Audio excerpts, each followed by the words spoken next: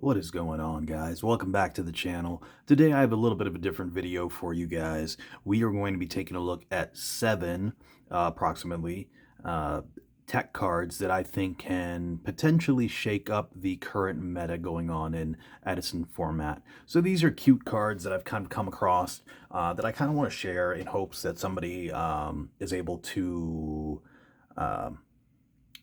spark some innovation in certain deck builds that can kind of shake things up. So yeah, do me a favor, like, subscribe for more Edison content, and let's get started. So I have seven cards, followed by a few honorable mentions that we'll talk about. So the first one, I'm going to run through these pretty quickly. I don't want this video to be too long, but the first one is going to be hand destruction. So I've become quite convinced that the main method of getting cards into the graveyard, as opposed to just obviously playing them into the grave as the game goes on, which is milling. That's going to be the primary way a lot of these decks get their cards into the graveyard, outside of just playing them into the... is not optimal for every single deck build. And so hand destruction is... Now, it's an interesting card, I think. I think it has some potential. The -1 from obviously using it is a downside. Obviously, this can come up in helping your opponent. Your opponent might not have two cards to send, which in that case, this card is dead.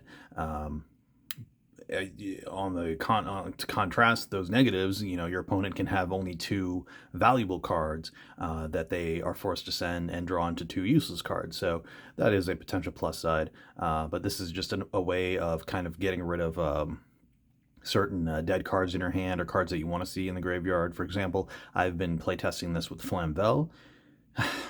Flamvel's I'm struggling getting Flamvel to work as efficiently as I wanted to, but this was something that I was testing with it. Like I said, this video is mainly just to kind of spark some ideas and for some of you to build your own unique decks, and hopefully we can see some more innovation Edison. So that's going to be number 1, or number 7 rather. So number 6, this is a little bit more of a common scene card. A lot of people know about this. It's Needle Sealing. This is actually a fantastic card. Not much to say about it, but obviously you're only going to be wanting to play this against decks that do a lot of summoning. So you have one card on the field. They have they get out 3 monsters. Bam, that third one gets out. You flip this, and you are up +1. Is it in card advantage? Using this, losing the monster, your opponent loses 3. That's a pretty good trade. It basically acts as a second torrential tribute for decks that like to summon out monsters a lot. Against the frog matchup, the Blackwing matchup, this is a fantastic card. Like I said, it's a little bit more of a known card, but I don't see people playing it as much as I think they should. Starlight Road is not nearly as common as it was about a year ago or so, and so this is a pretty good card that I think people need to be teching into their builds a little bit more often, or at least their sides. Moving on, number 5 is going to be Prohibition. Prohibition is also another one of those kind of cards that everybody knows about that doesn't see a lot of play, but I do think that it is that it has a lot of potential to effectively work against the current meta going on. There's a lot of cards that stick around on the field. A lot of cards that have continuous effects. It is a little bit restricted because it only works on face-up cards, or I'm sorry, on cards that are not already on the field. So yeah, that stinks, including the face down cards. So it's a little bit limiting, and then obviously you have to have some decent game knowledge to know how to use it effectively, when to call what card during whatever point in the duel you see this in. So it's it's not. It's like I said, it's one of those things that I think that in the right hands it can work really, really well, but it just requires a little bit more innovation to see if it'll be effective. All right, moving on. This is a card that I really, really do like. I think people need to use it. And that is Burden of the Mighty. Now, this card actually is a lot stronger than a lot of people give it credit for. So one thing about continuous cards, continuous traps and spells that people don't like is the fact that it does stay on the field allows your opponent to out it easier as the game goes on, as you know they're drawing into more resources. Now they don't realize that a plus to that is that this kind of becomes a magnet for effects that can out cards like your Raikou and your Caius and whatnot. So it draws attention heavily to this card. And in the meanwhile, until they get those outs, you're getting benefits off of this. So not only is this going to enable your lower level monsters to run over their monsters, up to potentially higher level monsters like their Caiuses and Stardust or whatever, it also does an amazing job at the Blackwing matchup. So not only are all their Blackwings are, you know, cut down in attack, Vayu, their synchro monsters don't have any effects, so they're mainly just vanilla beaters, and now they're not even good vanilla beaters with this out in the field. Whirlwind is affected by this. So yeah, this is a fantastic little card that can really annoy the opponent. I think a lot more people should be playing this. Like I said before, I was playtesting Flamvel, and I was testing around with this. I'm not too sure how good it was in that particular build, but yeah, just a general nice little tech card that I think more people should be playing around with. All right, moving on. The only monster in this list at number 3. This is another card that I really like, End of Anubis. So this is a card that I don't see anybody playing. This is a 1 tribute 2500 beater that is going to be able to run over your Caiuses, your other monarchs, crash into Stardust. It's a very, very, very strong card with an absolute crazy floodgate effect. So while it's face up on the field, cards that activate in the graveyard are just negated. So yeah, any card, your frogs, your Vayus, anything that activates in the graveyard, Dandy, it's just not going to work. And anything that targets cards in the graveyard is just not going to work either. So no DD crowing either side. Yeah, it's just a floodgate. It's just a walking Necro Valley basically. Like I said, 2500 attack, very, very nice stat line. So I think people should consider teching this into the sideboard. A lot of Lightsworn matchup, that's another one that's going to be able to, that this is really going to be able to wreck. You know, well, not a whole lot. I mean, other than Lumina and Wolf, those are your main ones. But yeah, this is a really nice little card that is pretty splashable, since if you're running any kind of 1 tribute monster, you just swap this in and you're basically effectively doing the same thing. I think this format needs to start taking advantage of floodgates. There's a lot of cards in this format that are floodgates that people don't really like running because the format is so currently it's skewed aggressively. There's a lot of aggressive plays in the format. So yeah, I think a lot of these cards that slow down the game effectively are that aren't just that aren't just sitting there. This thing can actually play aggressively as well, and so that's why I think End of Anubis is a very, very good tech card to consider. All right, so last 2, I really, really, really like this card as well. This is a interesting card for, specifically I chose this for the Vayu matchup, but we'll see how long Vayu dominates. Tuner Scheme. So if you haven't heard of this card, because it's not a very popular card, you have a face down, your opponent synchro summons monster, any monster, it doesn't have to be Vayu, it can be other synchro decks, but when a synchro monster is special summoned to their field, you simply take control of it. It's basically just a Snatch Steel. Yeah, it's that simple. So Vayu is synchro summoning left and right. You suck that thing up, Stardust or something, whatever synchro decks you're going off against. You just have this face down and you literally steal it.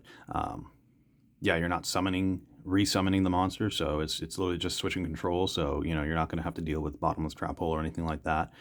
But the really, really nice thing about this card is that when the synchro monster leaves the field, it's banished. So that's huge, specifically for the Vayu matchup. So if they summon the lower level synchro monsters, usually when those go back to the grave, they Vayu with them again for the higher level synchro Blackwings. With this, they're forced to rely on the single copy of burial from the different dimension to get that back, that resource back if they want it. And so this is a really, really effective card at not only stealing their synchro monster, but it also gets rid of it out of play entirely for the most part. So very, very, very cool card. I think people need to take a look at this, especially since this particular card is, I think it's like a $4 or $5 card. It only has one printing, I think, and so if this does something that becomes popular in the meta, yeah, you guys might want to hop on TCG Player and get yourself some copies just in case this price goes up. So yeah, that is going to be number 2. Now, before we get to my number 1 pick for potentially the most interesting, I don't want to say best because I don't know how good these cards are going to be tech-wise in the current format. But before we get to the my personal number 1 favorite card, let's go over some honorable mentions first. So first honorable mention is going to be Cursed Seal of the Forbidden Spell. So this is another one of those, everybody kind of knows about it, but nobody really plays it. This is more dependent on, I guess, the direction of the meta, how often multiple spell cards are going to be used. So the main culprit that I can think of, other than Whirlwind, which is at 2, so it's not like you're going to see multiple Whirlwinds that often. Other than that, it's really going to be Miracle Fusion. So heroes aren't terribly dominating the meta. However, the Frog hero build is doing really, really well. And so this is a card that can shut down their absolute 0 plays entirely. It does require the 1 spell negate. If this was a generic discard, this requires a discard for cost, and it's a spell specifically. So if it was a generic card that you can discard, I think it'd be a lot better.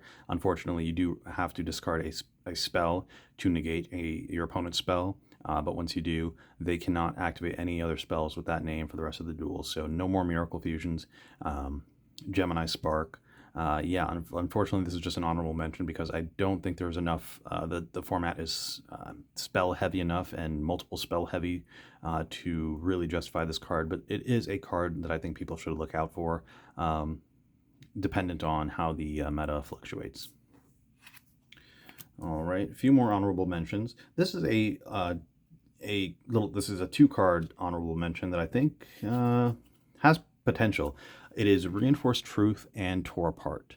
So Reinforced Truth has been known as the card that's been played in this one Gemini build that everybody kind of were hyped to a few months back, and then it kind of fell off the map. And it summoned Gemini Soldier. It's a level 2 Gemini that's really good in that deck. I really like this card. Unfortunately, it's a trap, but it's essentially an emergency teleport that you kind of have to activate on your opponent's turn because you can't conduct your battle phase if you activate it. So you kind of want to activate it during their end phase to get out the monster. So that makes it a little bit more tricky to use as opposed to E-Tele. You can kind of activate whenever you want on your turn, whenever because you don't know. I've had so many instances where I don't activate this on my opponent's end phase because my hand doesn't really suit it, and then I draw in for my draw phase, and I'm like, oh man, I should have activated it. And so in that way, it's not ideal. It's obviously not like E-Tele, but it is similar. And so this is one of a few different targets that you can use for Reinforced Truth. So again, essentially specialing out a level 2 or lower warrior, specifically tuner, to make it like an E-Tele. Now, there's a couple different tuners that you can choose. The reason I chose Tore Apart, if you haven't heard of this card, it's a weird synchro or a weird tuner that its effect you can only synchro with you can only synchro into a warrior type synchro monster. So that makes it incredibly restrictive. That's the downside. The cool thing about it is when that warrior synchro attacks, your opponent can't activate trap cards, and that is huge because obviously traps are a huge threat in this current meta. Traps running left and right, people are running a ton of traps. Yeah, and your monster being able to not worry about traps during the battle phase is quite a unique effect. So this being level 2, you're mainly going to be going to level 6 or 7. So you do have warrior options. Again, it's restrictive, but you do have options. So you have your Yugioh Guardian. Now it can attack freely, steal monsters, and you don't have to worry about traps during that attack. What are the other ones? Colossal Fighter, that's a big one. The X-Saber Urbellum. And then if you want to tech in a Gaia Knight, just so you have another option in addition to Goyo for another level 6, you can do that. So yeah, I really, really like this card. I'm not 100% sold on the trade-off of only going to warriors, but gaining that battle trap immunity. It is a dark, so that's cool. It works with, your Dark Arm Dragon, your Allure Darknesses, so that's always nice. But like I said, there are a couple other targets, but I think this guy is kind of neat, and so I would like to see more people kind of playtest around with that little combo. All right, a couple more honorable mentions. This one's a quick one. This is just a cute card that I found, Brain Golem.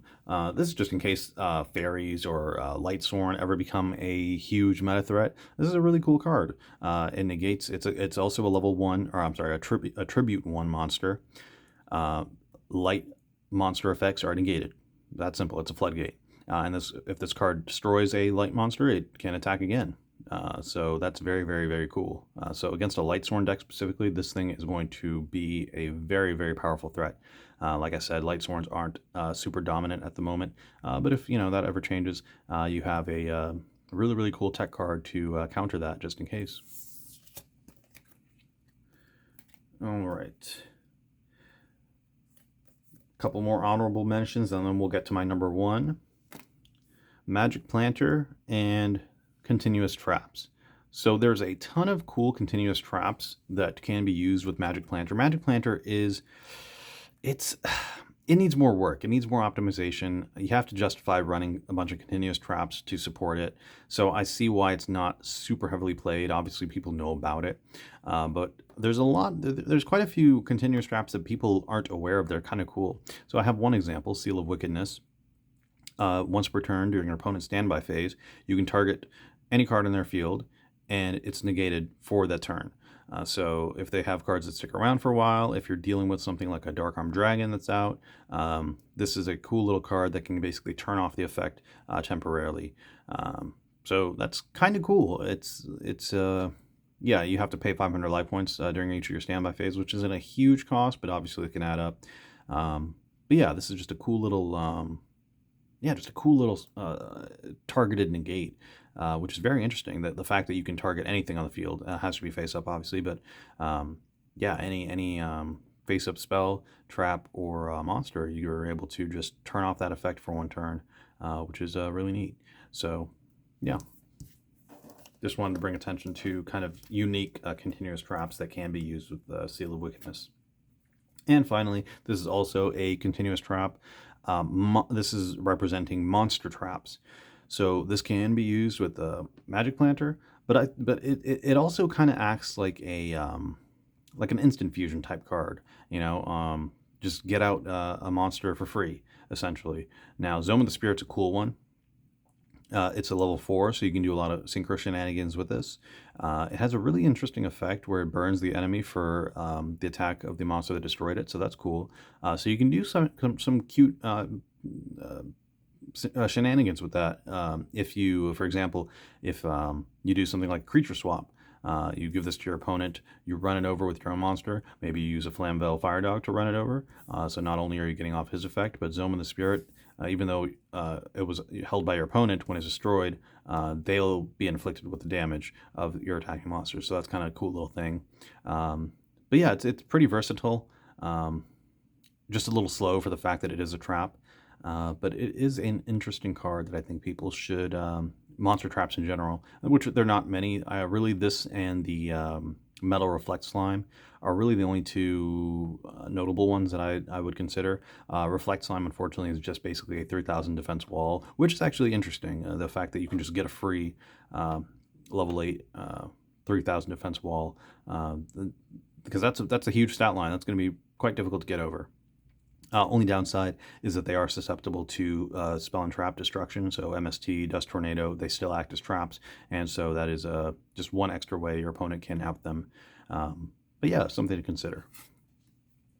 Alrighty, guys. Finally, returning back to the main list after all those honorable mentions. My number 1 card that I discovered that I think people should might want to consider playtesting Greed Grotto. This is a super interesting card that I'm surprised I haven't seen anyone use. So if you destroy a synchro monster your opponent controls, either by battle or card effect, it's just a +2. That's it. It's literally a conditional Pot of Greed, a quick spell as well. So very, very interesting. This does limit its use to only against synchro decks, but your Blackwings, your Vayu, very, very interesting little effect there. Yeah, if your opponent values into a basic 2300 Blackwing synchro monster, that's not a very hard card to get over. So if you do run over it, bam, when it's destroyed, you just get a +2. A little situational, so it depends on how often you are facing off against synchro monsters, how often you're getting them destroyed. You can tech some common destruction cards alongside this. For example, Smashing Ground. You just smash and ground a synchro monster, and then bam, you now have a +2, and you got rid of a synchro monster. So very, very interesting card.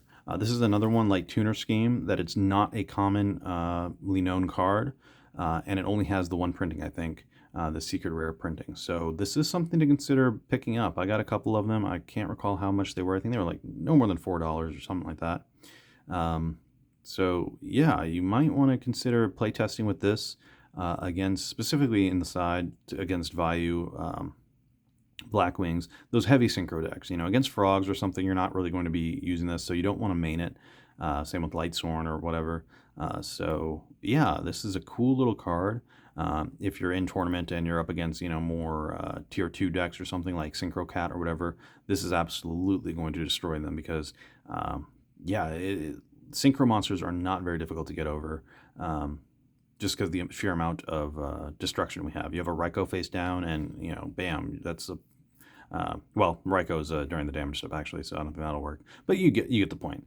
So yeah, that's going to be my number one pick for potentially a great card that can shake up the meta, or at least that should be considered to be play tested, that has the potential to shake up the meta. You get the point.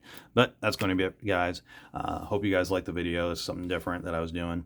If you want to see more Edison content, let me know. Comment, subscribe. Let me know what you guys think about any of these cards, and I will talk to you guys next time. Take care.